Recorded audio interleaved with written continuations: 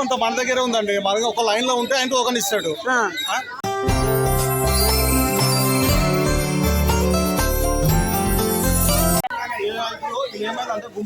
చెప్పండి. 4 గంటలకు వచ్చి ఇప్పుడు వచ్చిన వాళ్ళు టోకన్ తీసుకుంటారు, సీరియల్ ఇస్తలేరు.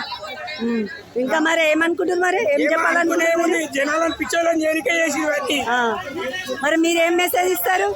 మీరు ఏం మెసేజ్ ఇస్తారు అంటే ఏం చెప్తారు? ప్రభుత్వానికి ఏం చెప్తారు? ఎప్పుడు అప్పుడు నెలలో ఇస్తారు, అదే సేఫ్.